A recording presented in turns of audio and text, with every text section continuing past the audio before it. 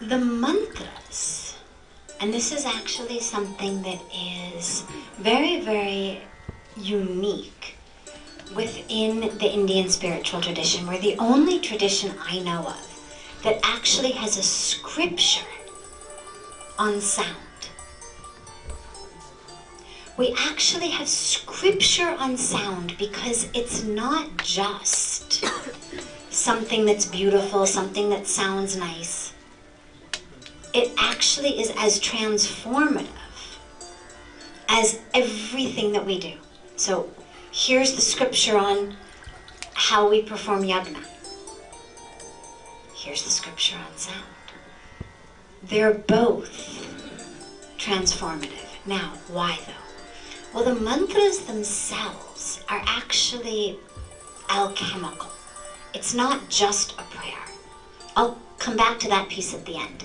But the actual Sanskrit mantras, even if you don't know what they mean, and we always say this because we have so many people who come from abroad and who come and who join in the yagna, join in the arati.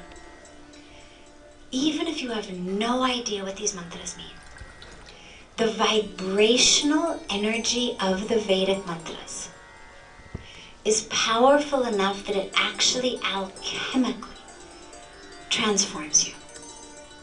There's a power in the sound itself. It may have been written by a person, but it was written by the rishis, who were channels. I mean, you could put a knife in most people's hands, and the best they can do is chop up some carrots and make you a salad. But you put a knife in the hand of a doctor and he can save your life. So yeah, they're both humans. The tool is the same.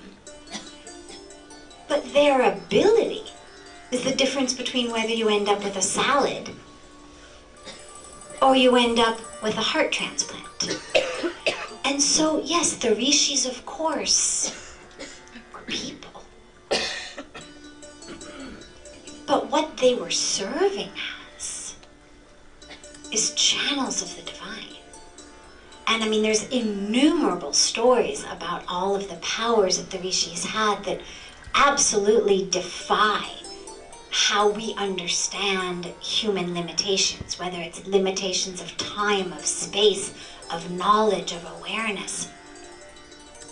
So they may have been in human form, but they certainly were being given a power that just needed to come through a form in order to take form.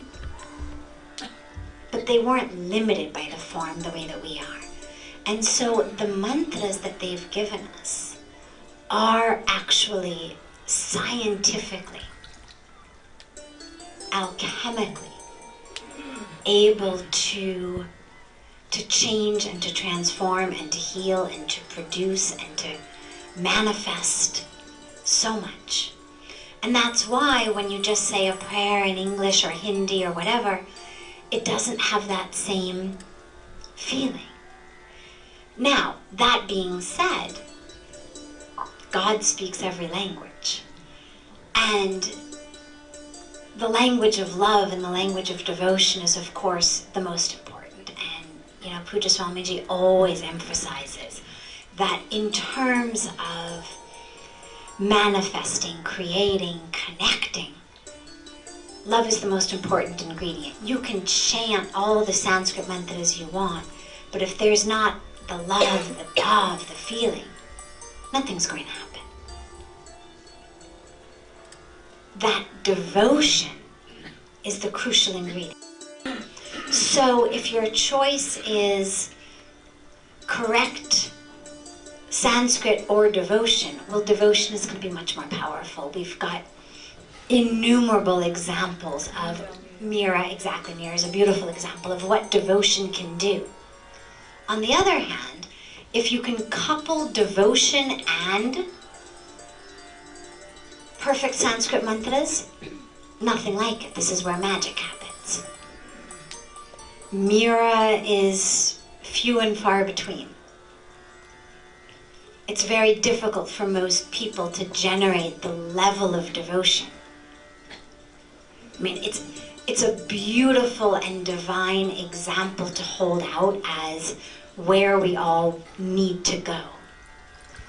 But most people, if they drink poison, are going to die from the poison. Most people don't have the devotional ability to take poison into their body as nectar of Krishna.